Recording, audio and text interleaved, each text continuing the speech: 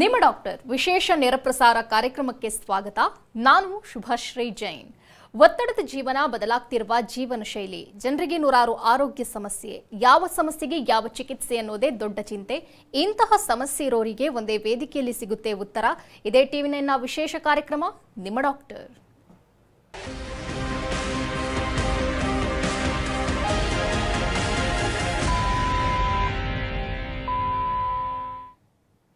ಮನುಷ್ಯನ ದೇಹವನ್ನ ಜರ್ಜರಿತಗೊಳಿಸೋ ಕಾಯಿಲೆಗಳಲ್ಲಿ ಆರ್ಥ್ರೈಟಿಸ್ ಅಂದ್ರೆ ಸಂಧಿವಾತವು ಒಂದು. ಮೊದಲೆಲ್ಲ ವೃದ್ಧಾಪ್ಯದಲ್ಲಿ ಮೂಳೆಯ ಸವೆತದಿಂದ ನೋವು ಕಾಣಿಸಿಕೊಳ್ತಿತ್ತು. ಮೂಳೆಗಳ ಸವೆತದಿಂದ ಬೆನ್ನು, ಮಂಡಿ ಮತ್ತು ಸೊಂಟ ಭಾಗದಲ್ಲಿ ನೋವು ಕಾಣಿಸಿಕೊಳ್ಳೋದು ಆರ್ಥ್ರೈಟಿಸ್ ರೋಗದ ಲಕ್ಷಣ. ಆಧುನಿಕ ಜೀವನ ಶೈಲಿ ಮತ್ತು ಕ್ಯಾಲ್ಸಿಯಂ ಕೊರತೆಯಿಂದ ಆರ್ಥ್ರೈಟಿಸ್ ಕಾಣಿಸಿಕೊಳ್ಳುತ್ತೆ. ಆರ್ಥ್ರೈಟಿಸ್ ನೋವುಕಾರಕ ಕಾಯಿಲೆ ಇರಬಹುದು, ಆದರೆ ಸರಿಯಾದ ಮುನ್ನೆಚ್ಚರಿಕೆ ವಹಿಸಿದ್ರೆ ಈ ಕಾಯಿಲೆಯಿಂದ ದೂರ ಆಗಬಹುದು. ಅದೇ ಸಮರ್ಪಕ ಚಿಕಿತ್ಸೆ ಪಡೆಯೋದ್ರಿಂದ ಈ ನೋವಿನಿಂದ ಮುಕ್ತಿ ಹೊಂದಬಹುದು. ಹಾಗಾದ್ರೆ ಹೋಮಿಯೋಕೇರ್ ಇಂಟರ್ನ್ಯಾಷನಲ್ನಲ್ಲಿ ಆರ್ಥ್ರೈಟಿಸ್ಗೆ ಇರುವ ಚಿಕಿತ್ಸೆ ಏನು? ಈ ಬಗ್ಗೆ ಹೆಚ್ಚಿನ ಮಾಹಿತಿ ನೀಡೋದಕ್ಕೆ ನಮ್ಮ ಜೊತೆಗಿದ್ದಾರೆ ಹೋಮಿಯೋಕೇರ್ ಇಂಟರ್ನ್ಯಾಷನಲ್ನ ವೈದ್ಯರಾದ ಆನಂದ್. ಡಾಕ್ಟರ್, ಕಾರ್ಯಕ್ರಮಕ್ಕೆ ಸ್ವಾಗತ. ನಮಸ್ಕಾರ. ಇನ್ನು ವೀಕ್ಷಕರೇ, ಟಿವಿ ಸ್ಕ್ರೀನ್ನಲ್ಲಿರುವಂತಹ ಸಂಖ್ಯೆಗೆ ಕರೆ ಮಾಡೋ ಮೂಲಕ ತಾವು ಡಾಕ್ಟರ್ ಜೊತೆ ನೇರವಾಗಿ ಮಾತನಾಡಬಹುದು. First of all doctor, arthritis ಅಂದ್ರೆ ಏನು? ಮೊದಲೆಲ್ಲ ವೃದ್ಧಾಪ್ಯದಲ್ಲಿ ಕಾಣಿಸಿಕೊಳ್ತಿದ್ದಂತಹ ಸಮಸ್ಯೆ ಇತ್ತೀಚೆಗೆ ಯುವಕರಲ್ಲೂ ಕೂಡ ಕಂಡು ಬರ್ತಾ ಇದೆ. ಯಾಕೆ ಈ ಮಟ್ಟಿಗೆ ಕಾಣಿಸ್ಕೊಳ್ತಾ ಇರೋದು? ಆರ್ಥ್ರೈಟಿಸ್ ಅನ್ನೋದು ಒಂದು ಕಾಮನ್ ಟರ್ಮ್ ಅಂತ ಹೇಳ್ತೀವಿ. ಅಂದರೆ ಯಾವುದೇ ಥರ ಒಂದು ಜಾಯಿಂಟ್ಸಲ್ಲಿ ಅಥವಾ ಜಾಯಿಂಟಿನ ಒಂದು ಸರೌಂಡಿಂಗ್ ಸ್ಟ್ರಕ್ಚರ್ಸಲ್ಲಿ ಇನ್ಫ್ಲಮೇಟ್ರಿ ಚೇಂಜಸ್ ಪರ್ಸಿಸ್ಟೆಂಟ್ ಆಗಿ ಆದಾಗ, ಅಂದರೆ ಆ ಜಾಯಿಂಟಲ್ಲಿ ಪೇಯ್ನ್ ಆಗಿರ್ಬೋದು, ಸ್ಟಿಫ್ನೆಸ್ ಆಗುವಂಥದ್ದಾಗಿರ್ಬೋದು, ಅಥವಾ ಅಲ್ಲಿ ಊತ ಕಾಣಿಸ್ಕೊಳ್ಳುವಂಥದ್ದು, ಅಥವಾ ಅಲ್ಲಿ ರೆಡ್ನೆಸ್ ಆಗುವಂಥದ್ದು, ಈ ಥರದ ಒಂದು ಇನ್ಫ್ಲಮೇಟ್ರಿ ಚೇಂಜಸ್ ಲಾಂಗ್ ಟೈಮಲ್ಲಿ ಕಾಣಿಸ್ಕೊಂಡಾಗ ಒಂದು ಕಾಮನ್ ಆಗಿ ಆರ್ಥ್ರೈಟಿಸ್ ಅಂತ ಹೇಳ್ತೀವಿ. ಸೊ ಈ ಥರದ ಒಂದು ಇನ್ಫ್ಲಮೇಟ್ರಿ ಚೇಂಜಸ್ ಸ್ಮಾಲರ್ ಜಾಯಿಂಟ್ಸ್ ಅಂತ ಏನು ಕರಿತೀವಿ, ಫಿಂಗರ್ ಜಾಯಿಂಟ್ಸ್ ಅಂತ, ಇಂಟರ್ಫ್ಯಾಲೆಂಜಿಯಲ್ ಜಾಯಿಂಟ್ಸ್ ಅಂತ, ಸೊ ಆ ಥರದ ಒಂದು ಜಾಯಿಂಟಿಂದ ಹಿಡಿದು ಈವನ್ ಲಾರ್ಜೆಸ್ಟ್ ಜಾಯಿಂಟ್ಸ್ ಅಂತ ಏನಿರುತ್ತೆ, ಮಂಡಿ ಅಥವಾ ಹಿಪ್ ಜಾಯಿಂಟ್, ಇಂಥ ಕಡೆಯಲ್ಲೂ ಕೂಡ ಆಗ್ತಕ್ಕಂಥದ್ದು ಇರುತ್ತೆ. ಸೊ ಹಾಗಾಗಿ ಒಂದು ಆರ್ಥ್ರೈಟಿಸಲ್ಲಿ ಒಂದು ಜನರಲೈಸ್ಡ್ ಆಗಿ ಹೇಳೋದಾದರೆ, ಒಂದು ಕೀಲಲ್ಲಿ ಒಂದು ಈ ಥರ ಒಂದು ಇನ್ಫ್ಲಮೇಟ್ರಿ ಚೇಂಜಸ್ ಆಯಿತು ಅಂತಂದರೆ ನಾವು ಮಾನೋ ಆರ್ಥ್ರೈಟಿಸ್ ಅಂತ ಹೇಳ್ತೀವಿ. ಒಂದು ಕೀಲಿಗಿಂತ ಹೆಚ್ಚು ಕೀಲಲ್ಲಿ ಈ ಥರ ಒಂದು ಇನ್ಫ್ಲಮೇಟ್ರಿ ಚೇಂಜಸ್ ಉಂಟಾದಾಗ ಅದನ್ನ ಪಾಲಿ ಆರ್ಥ್ರೈಟಿಸ್ ಅಂತ ಕರಿತೀವಿ ನಾರ್ಮಲಾಗಿ. ಬಟ್ ಈಗೇನು ಹೇಳಿದಾಗ ಈ ಥರ ಒಂದು ಇನ್ಫ್ಲಮೇಟ್ರಿ ಚೇಂಜಸ್ ಯಾವುದೇ ಒಂದು ವಯಸ್ಸಲ್ಲಿ ಕೂಡ ಕಾಣಿಸ್ಕೊಳ್ಳೋದಕ್ಕೆ ತುಂಬಾ ಒಂದು ರಿಸ್ಕ್ ಫ್ಯಾಕ್ಟರ್ಸ್ ಅಥವಾ ಬೇರೆ ಬೇರೆ ಕಾಸಿಟಿವ್ ಫ್ಯಾಕ್ಟರ್ಸ್ ನಾವು ನೋಡ್ತಕ್ಕಂಥದ್ದು ಇರುತ್ತೆ. ಇತ್ತೀಚಿನ ದಿನಗಳಲ್ಲಿ ಯಂಗ್ ಏಜಲ್ಲೇ ಈ ಥರ ಒಂದು ಆರ್ಥ್ರೈಟಿಸ್ ಸಮಸ್ಯೆ ಕಂಡು ಬರೋದಕ್ಕೆ ಮೇಯ್ನಾಗಿ ಒಂದು ಆಟೋ ಇಮ್ಯೂನ್ ಫ್ಯಾಕ್ಟರ್ಸ್ ಅಥವಾ ಜೆನೆಟಿಕ್ ಫ್ಯಾಕ್ಟರ್ಸ್ ಅನ್ನೋದು ಒಂದು ಪ್ರಮುಖವಾದಂಥ ಕಾರಣ ಅಂತಲೇ ಹೇಳ್ತಕ್ಕಂಥದ್ದು ಇರುತ್ತೆ. ಮುಖ್ಯವಾಗಿ ರುಮ್ಯಾಟೆಡ್ ಆರ್ಥ್ರೈಟಿಸ್ ಅನ್ನೋ ಒಂದು ಸಮಸ್ಯೆ ಆಗಿರ್ಬೋದು, ಅಥವಾ ಗೌಟಿ ಆರ್ಥ್ರೈಟಿಸ್ ಅನ್ನೋ ಒಂದು ಸಮಸ್ಯೆ. ಸೊ ಈ ಥರದ ಕೆಲವೊಂದು ಟೈಪ್ ಆಫ್ ಆರ್ಥ್ರೈಟಿಸ್ ಏನಿರುತ್ತೆ ಬೇರೆ ಬೇರೆ ಕಾರಣದಿಂದ ಬರ್ತಕ್ಕಂಥದ್ದು. ಇನ್ಫ್ಯಾಕ್ಟ್ ಬ್ಯಾಕ್ಟೀರಿಯಲ್ ಇನ್ಫೆಕ್ಷನಿಂದ ಕೂಡ ಬರುವಂಥದ್ದು ಇರುತ್ತೆ. ಅಂಥದ್ದನ್ನು ನಾವು ಸೆಪ್ಟಿಕ್ ಆರ್ಥ್ರೈಟಿಸ್ ಅಂತ ಹೇಳ್ತೀವಿ.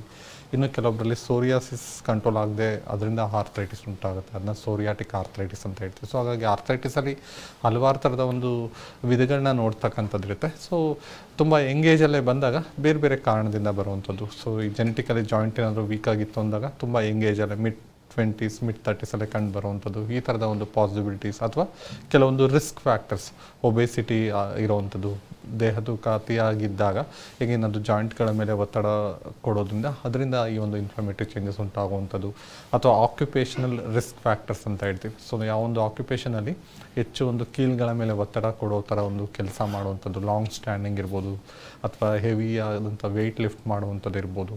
ಸೊ ಈ ಥರದೆಲ್ಲ ಒಂದು ಕಂಟಿನ್ಯೂಸ್ ಸ್ಟ್ರೆಸ್ ಆ್ಯಕ್ಟಿವಿಟೀಸ್ ಮಾಡ್ತಾ ಹೋದಾಗ ಏನಾಗುತ್ತೆ, ಈ ಒಂದು ಇನ್ಫ್ಲಮೇಟ್ರಿ ಚೇಂಜಸ್ ಶುರುವಾಗಿ ನಂತರ ಸಮಸ್ಯೆಗಳು ಕಾಣಿಸ್ಕೊಳ್ತಾ ಬರುತ್ತೆ. ಓಕೆ ಡಾಕ್ಟರ್, ಆರ್ಥ್ರೈಟಿಸ್ನ ಲಕ್ಷಣಗಳ ಬಗ್ಗೆ ಹೇಳೋದಾದರೆ ಹೇಗಿರುತ್ತೆ? ಅದೇ ಕಾಮನ್ ಆಗಿ ತುಂಬ ಜನಕ್ಕೆ ಫಸ್ಟು ಸ್ಟಿಫ್ನೆಸ್ ಕಾಣಿಸ್ಕೊಳ್ಳುವಂಥದ್ದು ಇರುತ್ತೆ. ಸೊ ಫಿಂಗರ್ ಜಾಯಿಂಟ್ಸ್ ಇರ್ಬೋದು, ಅಥವಾ ಯಾವುದೇ ಒಂದು ಜಾಯಿಂಟಲ್ಲಿ ಕೆಲವೊಮ್ಮೆ ಪೇಯ್ನ್ ಬರುತ್ತೆ, ಬಟ್ ಮೋರ್ ಕಾಮನ್ಲಿ ಸ್ಟಿಫ್ನೆಸ್. ಅಂದರೆ ಒಂದು ಜಾಯಿಂಟಿನ ಮೇನ್ ಫಂಕ್ಷನ್ ಅಂದರೆ ಫ್ಲೆಕ್ಷನ್ ಆ್ಯಂಡ್ ಎಕ್ಸ್ಟೆನ್ಷನ್ ಅಂತ ಹೇಳ್ತೀವಿ. ಸೊ ಈ ಜಾಯಿಂಟ್ ಸಪೋರ್ಟ್ ಇಲ್ಲದೆ ಯಾವುದೇ ಥರ ಕೆಲಸ ಮಾಡೋದಕ್ಕೆ ಆಗೋದಿಲ್ಲ. ಸೊ ಹಾಗಾಗಿ ಅಂಥ ಒಂದು ಫಂಕ್ಷನಲ್ಲಿ ವ್ಯತ್ಯಾಸ ಆಗುವಂಥ ಲಾಸ್ ಆಫ್ ಫಂಕ್ಷನ್ ಅಂತ ಹೇಳ್ತೀವಿ. ಸೊ ಆ ಥರ ಒಂದು ಸ್ಟಿಫ್ನೆಸ್ ಉಂಟಾಗುವಂಥದ್ದು, ಅಥವಾ ಆಗಾಗ ಸ್ವೆಲ್ಲಿಂಗ್ ಕಂಡು ಬರುವಂಥದ್ದು, ಅಥವಾ ಪೇಯ್ನ್ ಆನ್ ಎಕ್ಸರ್ಷನ್ ಅಂತ ಹೇಳ್ತೀವಿ. ಅಂದರೆ ತುಂಬ ಹೊತ್ತು ಕೂತು ಎದ್ದೊಳುವಾಗ ಪೇಯ್ನ್ ಕಾಣಿಸ್ಕೊಳ್ಳುವಂಥದ್ದು, ಮೆಟ್ಲತ್ತುವಂಥ ಸಂದರ್ಭದಲ್ಲಿ ಪೇಯ್ನ್ ಹೆಚ್ಚು ಅನಿಸುವಂಥದ್ದು, ವೆಯ್ಟ್ ಲಿಫ್ಟ್ ಮಾಡುವಾಗ ಪೇಯ್ನ್ ಹೆಚ್ಚು ಅನಿಸುವಂಥದ್ದು, ಬ್ಯಾಕ್ ಸಪೋರ್ಟ್ ಇಲ್ಲದೆ ಕೂತಾಗ ಪೇಯ್ನ್ ಬರುವಂಥದ್ದು, ಈ ಥರ ಒಂದು ಸ್ಟ್ರೆನಸ್ ಆ್ಯಕ್ಟಿವಿಟಿ ಅಥವಾ ಹೆಚ್ಚು ಆ ಒಂದು ಜಾಗಕ್ಕೆ ಒತ್ತಡ ಕೊಡೋ ಆ್ಯಕ್ಟಿವಿಟಿ ಮಾಡುವಾಗ ಪೇಯ್ನ್ ಬರುವಂಥದ್ದು ಕಾಮನ್ ಆಗಿ ಇನಿಷಿಯಲ್ ಸ್ಟೇಜಲ್ಲಿ ಕಂಡು ಬರುವಂಥ ಒಂದು ಲಕ್ಷಣಗಳಂತ ಹೇಳ್ತೀವಿ. ಸೊ ಆಗ ನೆಗ್ಲೆಕ್ಟ್ ಮಾಡುವಂಥದ್ದು, ಸರಿಯಾದಂಥ ಒಂದು ಟ್ರೀಟ್ಮೆಂಟ್ ತಗೊಳ್ಳದೆ ಹೋದಾಗ ಏನಾಗುತ್ತೆ, ಹಾಗೆ ಅದು ಪರ್ಸಿಸ್ಟ್ ಆಗಿ ಈ ಒಂದು ಕಾರ್ಟಿಲೇಜ್ ಅಂತ ಏನಿರುತ್ತೆ ಅದು ಸವಿತಾ ಹೋಗ್ತಾ ಇರೋವಂಥದ್ದು, ಅಥವಾ ಈ ಥರ ಇನ್ಫ್ಲಮೇಟ್ರಿ ಚೇಂಜಸ್ ಒಂದು ಜಾಸ್ತಿ ಆಗ್ತಾ ಹೋದಾಗ ಏನಾಗುತ್ತೆ, ಒಂದು ಪೇಯ್ನ್ ಇಂಟೆನ್ಸಿಫೈ ಆಗ್ತಾ ಬರುತ್ತೆ. ಹೇಗೇನು ಅವರ ಒಂದು ಫಿಸಿಕಲ್ ಆ್ಯಕ್ಟಿವಿಟೀಸ್ ಅನ್ನೋದು ಕೂಡ ಗ್ರ್ಯಾಜುವಲ್ ಆಗಿ ಕಡಿಮೆ ಆಗ್ತಾ ಬರುತ್ತೆ. ತುಂಬ ಜನಕ್ಕೆ ಈವನ್ ಆ ಜಾಗದಲ್ಲಿ ಸ್ಮಾಲ್ ಬೋನ್ ಫಾರ್ಮೇಷನ್ ಕೂಡ ಫಾರ್ಮ್ ಆಗುತ್ತೆ, ಆಸ್ಟಿಯೋಫೈಟ್ಸ್ ಅಂತ ಹೇಳ್ತೀವಿ. ಸೊ ತುಂಬ ಜನಕ್ಕೆ ನಡೆಯುವಾಗ ಒಂದು ಸೌಂಡ್ ಕೇಳಿಸ್ತದೆ, ಕ್ರ್ಯಾಕ್ಲಿಂಗ್ ಸೌಂಡ್ ಅಂತ ಹೇಳ್ತೀವಿ. ಸೊ ಅದನ್ನ ಕ್ರೆಪಿಟಸ್ ಅಂತ ಹೇಳ್ತೀವಿ. ಸೊ ಈ ಥರದ್ದೆಲ್ಲ ಲಕ್ಷಣಗಳು ಕೂಡ ಕೆಲವೊಬ್ಬರಲ್ಲಿ ಕಂಡು ಬರುವಂಥದ್ದು ಇರುತ್ತೆ. ಪೇಯ್ನ್ ಕಾಣಿಸ್ಕೊಂಡ್ರೆ ಮಾತ್ರ ಸಮಸ್ಯೆ ಇದೆ ಅಂತ ಅರ್ಥ ಅಲ್ಲ. ಈ ಥರದ್ದೆಲ್ಲ ಲಕ್ಷಣಗಳು ಕಾಣಿಸ್ಕೊಂಡಾಗ ಎಲ್ಲ ಒಂದು ಕಡೆ ಅಲ್ಲಿ ಒಂದು ಸಮಸ್ಯೆ ಶುರುವಾಗಿದೆ ಅಂತಲೇ ಹೇಳ್ಬೋದು. ಓಕೆ ಡಾಕ್ಟರ್, ಕಾಲರ್ ಇದ್ದಾರೆ. ನಾಗರಾಜ್ ಬೆಂಗಳೂರಿನಿಂದ ಕರೆ ಮಾಡಿದ್ದಾರೆ. ನಮಸ್ತೆ. ನಮಸ್ಕಾರ ಮೇಡಮ್. ಸಮಸ್ಯೆ ಹೇಳಿ, ಡಾಕ್ಟರ್ ಇದ್ದಾರೆ. ಸರ್ ನಮಸ್ಕಾರ. ನಮಸ್ತೆ ಸರ್. ಸರ್ ಇದು ಬೆರಳುಗಳೆಲ್ಲ ಒಂಥರ ಸೆಳ್ತ ಆಗುತ್ತಲ್ಲ ಸರ್, ಬೆಂಡ್ ಆಗೋದು, ಹಂಗೆ ಸ್ಟಕ್ ಆಗೋದು, ಆ ಥರ ಆಗುತ್ತಲ್ಲ ಸರ್? ಯಾವ ಕಡೆ ಎಲ್ಲ ಆಗ್ತಾ ಇದೆ? Right side, left side, okay, ಬೆರಳುಗಳು ಹಂಗಾಗುತ್ತೆ. ಓಕೆ, ಬೇರೆ ಕೀಲ ಹೇಳಿ. ಹಿಂಗ ಬೆಂಡ್ ಮಾಡಿದ್ರೆ ಹಂಗೆ ಒಂದೊಂದ್ಸಲ ಹಂಗೆ ಸ್ಟಕ್ ಆಗುತ್ತೆ, ತಿರ್ಗಾ ಹಂಗೆ ಬಿಡುತ್ತೆ 5 ನಿಮಿಷ ಬಿಟ್ಟು. ಯಾವಾಗಿಂದ ಆಗ್ತಾ ಇದೆ? ಒಂದು 1 ಇಯರ್ ಆಗ್ತಾ ಇದೆ. ಓಕೆ, ಪೇಯ್ನ್ ಏನಾದ್ರು ಇರುತ್ತಾ ಜಾಯಿಂಟ್ಸಲ್ಲಿ? ಜಾಯಿಂಟ್ ಅಲ್ಲೆಲ್ಲ ಪೇನ್ ಏನಿಲ್ಲ ಸರ್. ಬೇರೆ ಕೀಲಲ್ಲಿ ಏನಾದ್ರು ಪೇಯ್ನ್ ಬಂದಿದೆಯಾ, ರಿಸ್ಟ್ ಅಥವಾ ಎಲ್ಬೋ ಜಾಯಿಂಟಲ್ಲಿ? ಇಲ್ಲ ಸರ್. ಓಕೆ, ಇದುವರೆಗೂ ಏನಾದ್ರು ಚೆಕಪ್ ಮಾಡಿಸಿದ್ದೀರಾ, ಟೆಸ್ಟ್ ಏನಾದ್ರು ಮಾಡಿಸಿದ್ದೀರಾ? ಇಲ್ಲ ಮಾಡ್ತಿಲ್ಲ ಸರ್. ಓಕೆ, ನಿಮ್ಮ ವಯಸ್ಸೆಷ್ಟು? 42 ಸರ್. ಓಕೆ, ಏನು ಕೆಲಸ ಮಾಡೋದು? ನೀರಲ್ಲಿ ಜಾಸ್ತಿ ಆಡಿದ್ರೆ ಹಂಗಾಗುತ್ತೆ. ಓಕೆ, ಕೋಲ್ಡ್ ಅನ್ಸಿದಾಗ ಒಂದ್ಸಲಿ ಆಗುತ್ತೆ ಸರ್, ಬೆಳ್ಳಂಗೆ ಹಿಡ್ಕೊಳ್ಳೋದು. Okay, fine. ನೋಡಿ, ಯೂಶ್ವಲ್ ಆಗಿ ಈ ಥರ ಒಂದು ಸ್ಟಿಫ್ನೆಸ್ ಫೀಲ್ ಆಗ್ತಾ ಇದೆ ಅಂತ ಹೇಳ್ತಾ ಇದ್ದೀರಾ. ಸೊ ಈ ಥರ ಒಂದು ಸ್ಟಿಫ್ನೆಸ್ ಆಗೋದಕ್ಕೆ ಕೆಲವೊಂದು ಕಂಡೀಷನ್ಸಲ್ಲಿ ಈ ಥರ ಒಂದು ಲಕ್ಷಣಗಳನ್ನ ನೋಡ್ತಕ್ಕಂಥದ್ದು ಇರುತ್ತೆ. ಆರ್ಥ್ರೈಟಿಸ್ ಒಂದೇ ಅಲ್ಲ, ಬೇರೆ ಬೇರೆ ಥರದ ಒಂದು ಏನಾದ್ರು ಎಸ್ಪೆಷಲಿ ಯೂರಿಕ್ ಆ್ಯಸಿಡ್ ಲೆವೆಲ್ಸ್ ಏನಾದ್ರು ಹೆಚ್ಚಾಯಿತು ಅಂತಂದರೆ ಅದು ಒಂದು ಕಾರಣ ಆಗ್ಬೋದು. ಬೇರೆ ಬೇರೆ ಥರದ ಒಂದು ಕಾರಣಗಳಿಂದ, ಅಥವಾ ಸಿವಿಯರ್ ಆಗಿ ನ್ಯೂಟ್ರಿಷನ್ ಡೆಫಿಷಿಯನ್ಸೀಸ್ ಏನಾದ್ರು ಆಯಿತು ಅಂದರೆ, ಎಸ್ಪೆಷಲಿ ವಿಟಮಿನ್ B12 ಡೆಫಿಷಿಯನ್ಸಿ ಆದಾಗಲೂ ಕೂಡ ಈ ಥರ ಲಕ್ಷಣಗಳನ್ನ ನೋಡ್ತಕ್ಕಂಥದ್ದು ಇರುತ್ತೆ. ಸೊ ಹಾಗಾಗಿ ಒಂದು ಪ್ರಾಪರ್ ಆಗಿ ಆರ್ಥ್ರೈಟಿಸ್ಗೆ ಸಂಬಂಧಪಟ್ಟಂಥ ಬ್ಲಡ್ ಟೆಸ್ಟ್ ಅಥವಾ vitamin D, vitamin B12 test ಮಾಡಿಸಿ ಅಲ್ಲಿ ಏನಾದ್ರು ತೊಂದರೆ ಇತ್ತು ಅಂತಂದರೆ ನೋಡಿ ಟ್ರೀಟ್ಮೆಂಟ್ನ ತಗೋಬೇಕಾಗುತ್ತೆ. ಥ್ಯಾಂಕ್ ಯು ಕರೆ ಮಾಡಿದ್ದಕ್ಕಾಗಿ. ಶ್ಯಾಮ್ ಪ್ರಸನ್ನ ಹೊಸಕೋಟೆಯಿಂದ ಕರೆ ಮಾಡಿದ್ದಾರೆ. ನಮಸ್ತೆ. ನಮಸ್ತೆ ಮೇಡಮ್, ನನ್ನ ಹೆಸರು ಶ್ಯಾಮ್ ಪ್ರಸಾದ್ ಅಂತ. ಓಕೆ, ಡಾಕ್ಟರ್ ಇದ್ದಾರೆ, ಮಾತನಾಡಿ. ಸರ್ ನಮಸ್ಕಾರ ಡಾಕ್ಟ್ರೆ. ನಮಸ್ತೆ ಸರ್, ಹೇಳಿ. ಸರ್ ನನಗೆ ಜಸ್ಟ್ 15 days ಇಂದ ಓಕೆ, ಬಲಗಾಲ್ ಮಂಡಿ ರೈಟ್ ಸೈಡ್ ಸ್ವಲ್ಪ ನರ್ವ್ ಪೈನ್ ಬರ್ತಾ ಇದೆ ಸರ್. ಓಕೆ, ರೈಟ್ ಮಾಡಿದಾಗ ಮಂಡಿಲಿ ನಾವು ಲೆಫ್ಟ್ ಸೈಡ್ ಬರ್ತೀವಿ. ಸ್ವಲ್ಪ ಲೆಫ್ಟ್ ಸೈಡ್ ಸ್ವಲ್ಪ ಟಚ್ ಮಾಡಿದ್ರೆ nerve connected right side pain ಬರ್ತಾ ಇದೆ ಜಾಯಿಂಟ್ ಅಲ್ಲಿ. ಓಕೆ, ಬೆಂಟ್ ಮಾಡಿದ್ರೆ ಮಾತ್ರ ಪೈನ್ ಬರುತ್ತೆ ಸರ್. ಓಕೆ, ನಿಮ್ಮ ಏಜ್ ಎಷ್ಟು ಸರ್? ಚೆಳ್ ಕುಡಿತಾ ಇರ್ತಾರಲ್ಲ ಸರ್, ಚೆಳ್ಕು. ಓಕೆ, ಏಜ್ ಎಷ್ಟು ತಮ್ಮದು?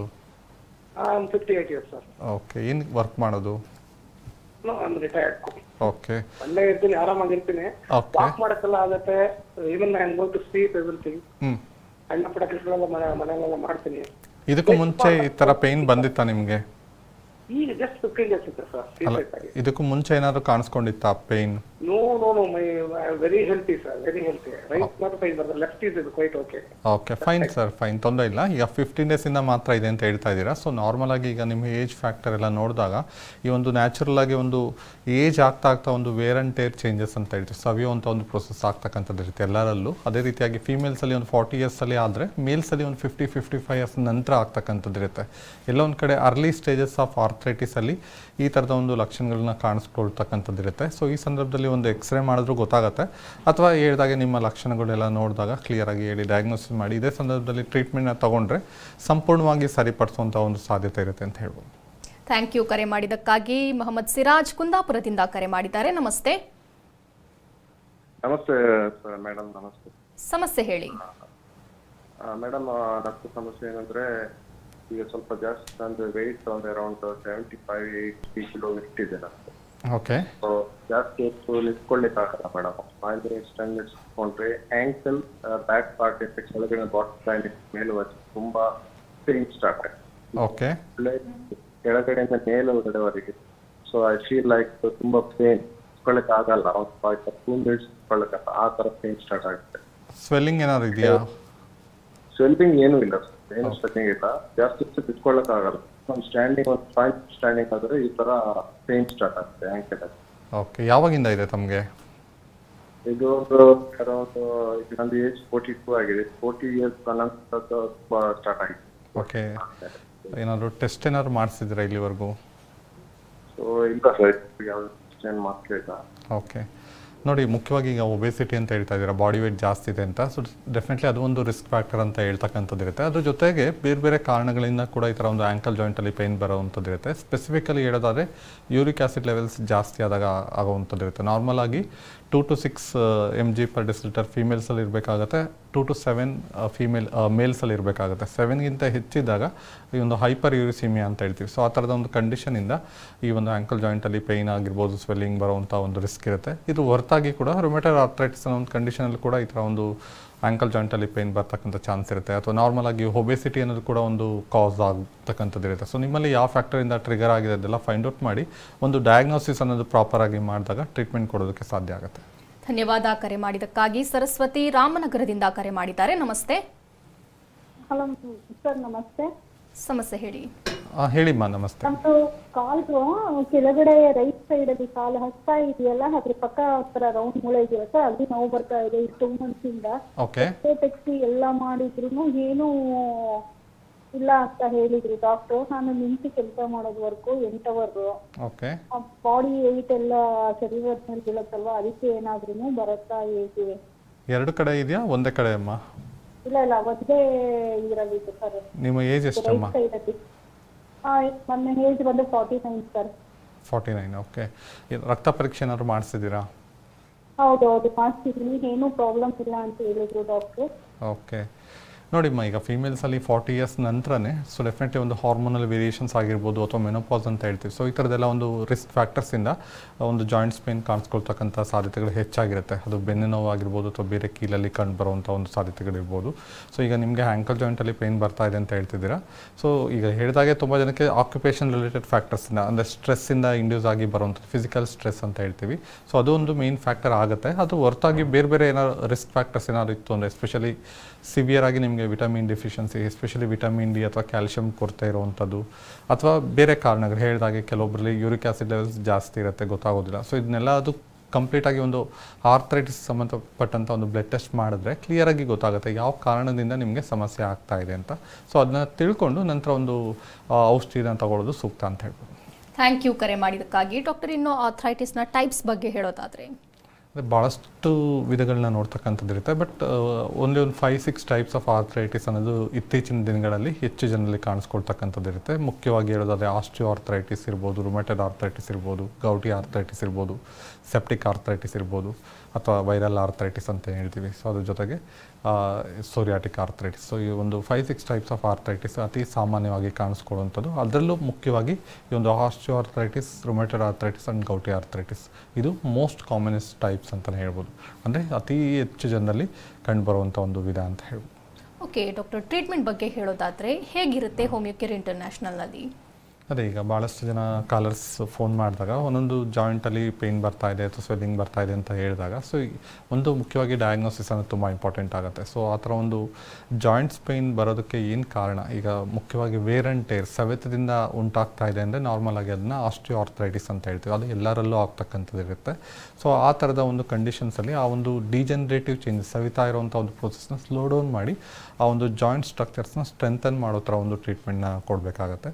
ವೆರಸ್ ಇನ್ಫ್ಲಮೇಟ್ರಿ ಕಾಸಸ್ಸಿಂದ ಬಂತು ಅಂತಂದರೆ ಅಲ್ಲಿ ಅದು ಮುಖ್ಯವಾಗಿ R A factor, rheumatoid arthritis ಅನ್ನೋ ಒಂದು ಕಾರಣದಿಂದ ಬರ್ತಕ್ಕಂಥದ್ದು ಇರುತ್ತೆ. ಬೇಸಿಕಲಿ ಇದೊಂದು ಆಟೋ ಇಮ್ಯೂನ್ ಜಾಯಿಂಟ್ ಡಿಸೀಸ್ ಅಂತ ಹೇಳ್ತೀವಿ. ಸೊ ಮುಖ್ಯವಾಗಿ ಇಂಥ ಒಂದು ಕಂಡೀಷನ್ಸಲ್ಲಿ ಆ ಒಂದು ಆಟೋ ಇಮ್ಯೂನ್ ಡಿಸ್ಟ್ರಕ್ಷನ್ ಏನಾಗ್ತಾ ಇದೆ ಸೊ ಅದು ಸರಿಯಾಗೋ ಥರ ಒಂದು ಟ್ರೀಟ್ಮೆಂಟ್ನ ಕೊಡೋದು ತುಂಬ ಇಂಪಾರ್ಟೆಂಟ್ ಆಗುತ್ತೆ. ಜೊತೆಗೆ ಈ ರುಮೆಟೆಡ್ ಆರ್ಥರೈಟಿಸಲ್ಲಿ ಹಲವಾರು ಥರದ ಒಂದು ಕಾಂಪ್ಲಿಕೇಶನ್ಸ್ ಕೂಡ ಡೆವಲಪ್ ಆಗ್ತಕ್ಕಂಥದ್ದು ಇರುತ್ತೆ. ಸೊ ಆ ಥರದ ಒಂದು ಕಾಂಪ್ಲಿಕೇಶನ್ಸ್ನ ಪ್ರಿವೆಂಟ್ ಮಾಡಿ ಒಂದು ಸಮಸ್ಯೆನ ಕಂಟ್ರೋಲಿಗೆ ತರೋದು ಕೂಡ ಒಂದು ಇಂಪಾರ್ಟೆಂಟ್ ಫ್ಯಾಕ್ಟರ್ ಅಂತ ಹೇಳ್ತಕ್ಕಂಥದ್ದು ಇರುತ್ತೆ. ವೆರಸ್ ಗೌಟಿ ಆರ್ಥರೈಟಿಸ್ ಅಂತ ಏನು ಹೇಳ್ತೀವಿ ಸೊ ಅದು ಮೆಟಬಾಲಿಕ್ ಜಾಯಿಂಟ್ ಡಿಸೀಸ್ ಅಂತ ಹೇಳ್ತೀವಿ. ಸೊ ಅಂದರೆ ಮೆಟಬಾಲಿಸಮಲ್ಲಿ ವ್ಯತ್ಯಾಸ ಆದಾಗ ಪ್ಯೂರಿನ್ ಅನ್ನೋ ಒಂದು ಆಹಾರ ಹೆಚ್ಚು ಸೇವನೆ ಮಾಡಿದಾಗ ಬರುವಂಥದ್ದು ಇರುತ್ತೆ. ಯೂರಿಕ್ ಆ್ಯಸಿಡ್ ಲೆವೆಲ್ಸ್ ಜಾಸ್ತಿ ಆದಾಗ ಈ ಥರದ ಒಂದು ಕಂಡೀಷನ್ ಡೆವಲಪ್ ಆಗ್ತಕ್ಕಂಥದ್ದು ಇರುತ್ತೆ. ಸೊ ಹಾಗಾಗಿ ಇಂಥವರಲ್ಲಿ ಒಂದು ಡಯಟರಿ ರಿಸ್ಟ್ರಿಕ್ಷನ್ಸ್ ಅನ್ನೋದು ಇಂಪಾರ್ಟೆಂಟ್ ಆಗುತ್ತೆ. ಜೊತೆಗೆ ಹೇಳಿದಾಗ ಒಂದು ಮೆಟಬಾಲಿಕ್ ಇಶ್ಯೂಸ್ ಏನಾಗ್ತಿದೆ ಅದನ್ನ ರೆಕ್ಟಿಫೈ ಮಾಡೋ ಥರ ಒಂದು ಟ್ರೀಟ್ಮೆಂಟ್ ಕೊಡಬೇಕಾಗತ್ತೆ. ಸೊ ಅಂದರೆ ಪ್ರತಿಯೊಬ್ಬರಲ್ಲೂ ಒಂದೊಂದು ರಿಸ್ಕ್ ಫ್ಯಾಕ್ಟರ್ಸ್ ಇರೋದು ಅಥವಾ ಕಾಸಿಟಿವ್ ಫ್ಯಾಕ್ಟರ್ ಅಂತ ಹೇಳ್ತೀವಿ, ಅಂದರೆ ಒಂದು ರೂಟ್ ಕಾಸ್ ಅಂತ ಏನು ಹೇಳ್ತೀವಿ. ಸೊ ಆ ಥರದ ಒಂದು ಸಮಸ್ಯೆ ಇರುತ್ತೆ. ಸೊ ಅದನ್ನ ಫೈಂಡ್ ಔಟ್ ಮಾಡಿ ಅದಕ್ಕೆ ಸೂಕ್ತವಾದಂಥ ಒಂದು ಪ್ರಾಪರ್ ಟ್ರೀಟ್ಮೆಂಟ್ ಜೊತೆಗೆ ಅವರಲ್ಲಿರುವಂಥ ಒಂದು ರಿಸ್ಕ್ ಫ್ಯಾಕ್ಟರ್ಸ್ ಒಬೆಸಿಟಿ ಇರ್ಬೋದು ಅಥವಾ ಕೆಲವೊಬ್ಬರಲ್ಲಿ ಲೀನ್ ತಿನ್ ಇದ್ದಂಥವರಲ್ಲಿ ಕೂಡ ಜಾಯಿಂಟ್ ವೀಕ್ ಆಗಿರೋವಂಥ ಚಾನ್ಸಸ್ ಇರುತ್ತೆ. ಸೊ ಅಂಥವರಲ್ಲಿ ಆ ಒಂದು ಜಾಯಿಂಟ್ ಸ್ಟ್ರೆಂಥನಿಂಗ್ ಎಕ್ಸಸೈಸ್ ರೆಕಮೆಂಡ್ ಮಾಡುವಂಥದ್ದು, ಸಪ್ಲಿಮೆಂಟ್ಸ್ ಏನಾದ್ರು ರಿಕ್ವೈರ್ಮೆಂಟ್ ಇತ್ತು ಅಂದರೆ ಅದನ್ನು ರೆಕಮೆಂಡ್ ಮಾಡುವಂಥದ್ದು. ಸೊ ಈ ಥರ ಒಂದು ಕಲೆಕ್ಟಿವ್ ಆಗಿ ಒಂದು ಅಪ್ರೋಚಿಂದ ಒಂದು ಅವ್ರಿಗೆ ಮೆಡಿಸಿನ್ಸ್ ಜೊತೆಗೆ ಈ ಥರದ್ದೆಲ್ಲ ಒಂದು ಚೇಂಜಸ್ ಮಾಡಿಕೊಂಡಾಗ ಸೊ ಗ್ರ್ಯಾಜುವಲ್ ಆಗಿ ಆ ಒಂದು ಸಮಸ್ಯೆ ಎಸ್ಪೆಷಲಿ ಆರ್ಥರೈಟಿಸ್ ಒಂದು ನಿಧಾನಕ್ಕೆ ಕಡಿಮೆನೂ ಆಗುತ್ತೆ. ಸರ್ಟನ್ ಪೀರಿಯಡ್ ಆದ ನಂತರ ಪರ್ಮನೆಂಟಾಗಿ ವಾಸಿ ಆಗುವಂಥ ಒಂದು ಚಾನ್ಸಸ್ ಹೆಚ್ಚಾಗಿರುತ್ತೆ ಅಂತ ಹೇಳ್ಬೋದು. ಓಕೆ ಡಾಕ್ಟರ್, ಕಾಲರ್ ಇದ್ದಾರೆ ರಾಮಲಿಂಗ ಹಾಸನದಿಂದ. ನಮಸ್ತೆ. ನಮಸ್ತೆ. ಸಮಸ್ಯೆ ಹೇಳಿ ಸರ್, ಇದು ನಮ್ದು ಡ್ರೈವಿಂಗ್ ಕೆಲಸ ಮಾಡೋದು ನಾವು 25 ವರ್ಷ ಆಗಿದೆ. ಓಕೆ. ನಮ್ದು ಅಂದ್ರೆ ಈ ಕಾಲ್ ಗಟ್ಟಿ ಇದೆ ಅಲ್ಲ ಸರ್, ಓಕೆ. ಅದ್ರ ಹಿಂಭಾಗದಲ್ಲಿ ಮಡಚಬೇಕಾದ್ರೆ ನೋವಾಗುತ್ತೆ ಸರ್. ಓಕೆ. ಇಮ್ಡಿಯಲ್ಲಿ ನೋವು ಇದೆಯಾ? ಹಿಂದ್ಗಡೆ ಸರ್, ಗಂಟು 2 ಕಾಲ ಗಂಟು ಹಿಂದ್ಗಡೆ. ಓಕೆ. ಮಡ್ಚಿಕೊಂಡು ಕೂತ್ಕೊಳ್ಳಿಕ್ಕಾಗುತ್ತೆ, ಎದ್ದೇಳ್ಬೇಕಾದ್ರೆ ನೋವಾಗುತ್ತೆ ಸರ್. ಓಕೆ. ಯಾವಾಗಿಂದ ಇದೆ ಸಮಸ್ಯೆ? ಇದು ಒಂದು ಮಂತ್ ಆಯ್ತು ಹೀಗೆ. Okay fine. ಅಂದ್ರೆ ಆ ಕಡೆ ಕುದ್ದಿದ್ರೆ ಏನ್ ಮಾಡಿದ್ರು ನೋವಾಗಲ್ಲ, ಹೀಗೆ ಮಡಚಿ ಬಿದ್ದರೆ ಮಾತ್ರ ನೋವು. ಓಕೆ. ಪಾದದಲ್ಲಿ ಏನಾದ್ರು ನೋವಿದೆಯಾ? ಪಾದದಲ್ಲಿ ಏನಿಲ್ಲ ಸರ್. Okay fine. ಈಗ ಹೇಳಿದಾಗೆ ನೀವು ಅರೌಂಡ್ ಆ್ಯಂಕಲ್ ಜಾಯಿಂಟಲ್ಲಿ ಪೇಯ್ನ್ ಬರ್ತಾ ಇದೆ ಅಂತ ಹೇಳ್ತಾ ಇದ್ದೀರಾ. ಸೊ ಈಗ ಹೇಳಿದಾಗೆ ಆ್ಯಂಕಲ್ ಜಾಯಿಂಟಲ್ಲಿ ಪೇಯ್ನ್ ಬರೋದಕ್ಕೆ ಭಾಳಷ್ಟು ಫ್ಯಾಕ್ಟರ್ಸ್ ಇರುತ್ತೆ. ಕೆಲವೊಮ್ಮೆ ಹೇಳಿದಾಗೆ ಒಂದು ಅಲ್ಲಿರೋಂಥ ಒಂದು ಸರೌಂಡಿಂಗ್ ಸ್ಟ್ರಕ್ಚರ್ಸ್ ಡ್ಯಾಮೇಜ್ ಏನಾದ್ರು ಆಯಿತು ಅಂದರೆ ಸಾಫ್ಟ್ ಟಿಶ್ಯೂ ಡ್ಯಾಮೇಜ್ ಅಂತ ಹೇಳ್ತೀವಿ, ಟೆಂಡಾನ್ಸ್, ಲಿಗಮೆಂಟ್ಸ್ ಈ ಥರದ್ದೆಲ್ಲ ಇರುತ್ತೆ. ಇದೆಲ್ಲ ಜಾಯಿಂಟನ್ನ ಸ್ಟ್ರೆಂಥನ್ ಮಾಡೋದಕ್ಕಿರೋಂಥ ಒಂದು ಸ್ಟ್ರಕ್ಚರ್. ಸೊ ಈ ಯಾವುದೇ ಥರದ ಒಂದು ಸ್ಟ್ರಕ್ಚರಲ್ಲಿ ಡ್ಯಾಮೇಜ್ ಆಯಿತು ಅಂದಾಗ ಸೊ ಅದರಿಂದ ಪೇಯ್ನ್ ಬರೋಂಥ ಒಂದು ಚಾನ್ಸ್ ಇರುತ್ತೆ. ಜೊತೆಗೆ ಕೆಲವೊಮ್ಮೆ ಹೇಳಿದಾಗೆ ಫೇಶಿಯಾ ಅಂತ ಒಂದು ಸ್ಟ್ರಕ್ಚರ್ ಇರುತ್ತೆ. ಆ ಫೇಶಿಯಾ ಇನ್ಫೆಕ್ಷನ್ ಏನಾದ್ರು ಆಯಿತು ಅಂದರೆ ಎಸ್ಪೆಷಲಿ ಪ್ಲಾಂಟರ್ ಫೇಸೈಟಿಸ್ ಅಂತ ಹೇಳ್ತೀವಿ. ಸೊ ಆ ಥರದ ಒಂದು ಕಾಸಿಂದನೂ ಕೂಡ ಪೇಯ್ನ್ ಬರುವಂಥ ಒಂದು ಚಾನ್ಸ್ ಇರುತ್ತೆ. ಒಂದು ಎಕ್ಸ್ರೇ ಅಥವಾ ಸ್ಕ್ಯಾನ್ ಮಾಡಿದ್ರೆ ಕ್ಲಿಯರಾಗಿ ಗೊತ್ತಾಗುತ್ತೆ ಯಾವ ಕಾರಣದಿಂದ ಬಂದಿದೆ ಅಂತ. ಅದನ್ನು ನೋಡಿ ತಿಳ್ಕೊಂಡು ಔಷಧಿ ತಗೊಳ್ಳೋದು ಸೂಕ್ತ. ಥ್ಯಾಂಕ್ ಯು ಕರೆ ಮಾಡಿದ್ದಕ್ಕಾಗಿ. ಡಾಕ್ಟರ್, ಇನ್ನು ಕಾಸಸ್ ಬಗ್ಗೆ ಹೇಳೋದಾದರೆ? ಅದೇ ಭಾಳಷ್ಟು ಫ್ಯಾಕ್ಟರ್ಸ್ ಇರುತ್ತೆ. ಈಗ ಏಜ್ ಫ್ಯಾಕ್ಟರ್ ಅನ್ನೋದು ಒಂದು ರಿಸ್ಕ್ ಫ್ಯಾಕ್ಟರ್ ಅಂತ ಹೇಳ್ತೀವಿ, ಅಥವಾ ಜೆನೆಟಿಕ್ ಫ್ಯಾಕ್ಟರ್ ಅನ್ನೋದು ಕೂಡ ಒಂದು ಇಂಪಾರ್ಟೆಂಟ್ ಕಾಸ್ ಅಂತಲೇ ಹೇಳ್ತೀವಿ. ಇದ್ರ ಜೊತೆಗೆ ಇನ್ನೂ ಅನೇಕ ಕಾರಣಗಳು, ಪಾಸ್ಟ್ ಹಿಸ್ಟ್ರಿಲಿ ನೋಡಿದಾಗ ಪ್ರೀವಿಯಸ್ ಆಗಿ ಏನಾದರೂ ಒಂದು ಮೈಲ್ಡ್ ಇಂಜುರಿ ಆಗಿರುವಂಥದ್ದು ಅಥವಾ ಸಾಫ್ಟ್ ಟಿಶ್ಯೂ ಡ್ಯಾಮೇಜ್ ಆಗಿರುವಂಥದ್ದು. ಸೊ ಈ ಥರದ್ದೆಲ್ಲರೂ ಕೂಡ ಟ್ರಿಗರಿಂಗ್ ಫ್ಯಾಕ್ಟರ್ಸ್ ಅಂತಲೇ ಹೇಳ್ತಕ್ಕಂಥದ್ದು ಇರುತ್ತೆ. ಕೆಲವೊಮ್ಮೆ ಕೆಲವು ತಿಂಗಳು ಕೆಲವು ವರ್ಷಗಳ ನಂತರ ಮತ್ತೆ ಪೇಯ್ನ್ ಬರುವಂಥ ಒಂದು ಚಾನ್ಸಸ್ ಆಗಿರ್ಬೋದು, ಅಥವಾ ಹೇಳಿದಾಗೆ ಒಂದು ಎಕ್ಸಸ್ ಸ್ಟ್ರೈನಿಂದ ಸ್ಟ್ರೆಸ್ ಇಂಡ್ಯೂಸ್ಡ್ ಆಗಿ ಬರುವಂಥ ಇರ್ಬೋದು, ಫಿಸಿಕಲ್ ಎಕ್ಸರ್ಷನ್ ಅಂತ ಹೇಳ್ತೀವಿ. ಸೊ ಈ ಥರದ್ದು ಭಾಳಷ್ಟು ಒಂದು ರಿಸ್ಕ್ ಫ್ಯಾಕ್ಟರ್ಸ್ ಜೊತೆಗೆ ಈ ಒಂದು ಪಾಸಿಟಿವ್ ಫ್ಯಾಕ್ಟರ್ಸಿಂದನೂ ಕೂಡ ಈ ಒಂದು ಜಾಯಿಂಟ್ಸ್ ಪೇನ್ ಶುರು ಆಗ್ತಕ್ಕಂಥದ್ದು ಇರುತ್ತೆ. ಬಟ್ ಏನಂದರೆ ಅದು ಪರ್ಸಿಸ್ಟ್ ಆಗ್ತಾ ಇದೆ, ಪ್ರೋಗ್ರೆಸ್ ಆಗ್ತಾ ಇದೆ, ಒಂದು ಜಾಯಿಂಟಲ್ಲಿ ಶುರುವಾಗಿದ್ದ ಪೇಯ್ನ್ ಇನ್ನೊಂದು ಕಡೆ ಕಾಣಿಸ್ಕೊಳ್ತಾ ಇದೆ, ಸ್ವೆಲ್ಲಿಂಗ್ ಆಗ್ತಾ ಇದೆ, ಪೇಯ್ನ್ ಇನ್ನೂ ಇಂಟೆನ್ಸಿಫೈ ಆಗ್ತಾ ಇದೆ ಅಂದಾಗ ಡೆಫಿನೆಟ್ಲಿ ಒಂದು ಪ್ರಾಪರಾಗಿ ಅದಕ್ಕೆ ಒಂದು ಎವ್ಯಾಲ್ಯೂಯೇಟ್ ಮಾಡೋದು ತುಂಬ ಇಂಪಾರ್ಟೆಂಟ್ ಆಗುತ್ತೆ. ಹೇಳಿದಾಗೆ ಹಲವಾರು ಥರದ ಒಂದು ಬ್ಲಡ್ ಟೆಸ್ಟ್ ಇರುತ್ತೆ. ಕೆಲವೊಬ್ಬರಲ್ಲಿ ಸ್ಟ್ರಾಂಗ್ ಜೆನೆಟಿಕ್ ಹಿಸ್ಟ್ರಿಯಿಂದ ಬಂದಿರುತ್ತೆ, ANE ಅಂತ ಒಂದು ಟೆಸ್ಟ್ ಇರುತ್ತೆ, ಅದು ಪಾಸಿಟಿವ್ ಆಗಿ ಕಂಡು ಬರುವಂಥದ್ದು. ಅಥವಾ ಹೇಳಿದಾಗೆ ರುಮೆಟೆಡ್ ಆರ್ಥರೈಟಿಸ್ ಅನ್ನೋ ಒಂದು ಕಂಡೀಷನ್ಸಲ್ಲಿ HanTCCP ಅಂತ ಒಂದು ಟೆಸ್ಟ್ ಇರುತ್ತೆ. ಸೊ ಈ ಥರ ಅದಕ್ಕೆ ಯಾವೊಂದು ಆರ್ಥರೈಟಿಸ್ ಬಂದಿದೆ ಅಂತ ಸಸ್ಪೆಕ್ಟ್ ಮಾಡ್ತೀವಿ, ಅದಕ್ಕೆ ಸಂಬಂಧಪಟ್ಟಂಥ ಹಲವಾರು ಥರದ ಒಂದು ಟೆಸ್ಟ್ ಇರುತ್ತೆ. ಸೊ ಅದು ಮಾಡಿಸಿದಾಗ ಕ್ಲಿಯರಾಗಿ ಫೈಂಡ್ ಔಟ್ ಮಾಡೋದಕ್ಕೆ ಸಾಧ್ಯ ಆಗುತ್ತೆ, ಜೊತೆಗೆ ಟ್ರೀಟ್ಮೆಂಟ್ ಕೊಡೋದಕ್ಕೂ ಈಸಿ ಆಗುತ್ತೆ. ತುಂಬ ಜನದಲ್ಲಿ ಎಲ್ಲ ರಿಪೋರ್ಟ್ಸ್ ನಾರ್ಮಲ್ ಇರುತ್ತೆ, ಆದರೂ ಈ ಥರ ಒಂದು ಮಲ್ಟಿಪಲ್ ಜಾಯಿಂಟ್ಸಲ್ಲಿ ಪೇಯ್ನ್ ಬರ್ತಾ ಇರುತ್ತೆ. ಸೊ ಅದನ್ನು ನಾವು ಸೀರೋ ನೆಗೆಟಿವ್ ಆರ್ಥರೈಟಿಸ್ ಅಂತ ಹೇಳ್ತೀವಿ. ಈಗೇನು ಅದು ಕೂಡ ಒಂದು ಬೇಸಿಕಲಿ ಏನು ಆಟೋ ಇಮ್ಯೂನ್ ಜಾಯಿಂಟ್ ಡಿಸೀಸ್ ಅಂತ ಹೇಳ್ತಕ್ಕಂಥದ್ದು ಇರುತ್ತೆ. ಸೊ ಹಾಗಾಗಿ ತುಂಬ ಜನರಲ್ಲಿ ಫ್ಯಾಮಿಲಿ ಹಿಸ್ಟ್ರಿನ ನೋಡಬೇಕಾಗುತ್ತೆ. ಕೆಲವೊಬ್ಬರು ಈ ಥರ ಒಂದು ಲ್ಯಾಬ್ ರಿಪೋರ್ಟ್ಸ್ ಇರ್ಬೋದು ಅಥವಾ ಕ್ಲಿನಿಕಲ್ ಎಕ್ಸಾಮಿನೇಷನ್ ಈ ಥರ ಹಲವಾರು ಥರದ ಒಂದು ರೀತಿಯಲ್ಲಿ ನೋಡಿದಾಗ ಎಕ್ಸಾಕ್ಟಾಗಿ ಡಯಾಗ್ನೋಸಿಸ್ ಮಾಡೋದಕ್ಕೂ ಸಾಧ್ಯ ಆಗುತ್ತೆ, ಒಂದು ಪ್ರಾಪರ್ ಟ್ರೀಟ್ಮೆಂಟ್ ರೆಕಮೆಂಡ್ ಮಾಡೋದಕ್ಕೂ ಕೂಡ ಸಾಧ್ಯ ಆಗುತ್ತೆ ಅಂತ ಹೇಳಿ. ಓಕೆ ಡಾಕ್ಟರ್, ಆರ್ಥರೈಟಿಸ್ ಇರುವಂಥವ್ರು ಯಾವೆಲ್ಲ ಟೆಸ್ಟ್ಗಳನ್ನು ಮಾಡಬೇಕಾಗತ್ತೆ? ಅದೇ ಕಾಮನ್ ಆಗಿ CBC ಅಂತ ಹೇಳ್ತೀವಿ, ಕಂಪ್ಲೀಟ್ ಬ್ಲಡ್ ಕೌಂಟ್, ಅಥವಾ ESR ಅಂತ ಒಂದು ಟೆಸ್ಟ್ ಇರುತ್ತೆ.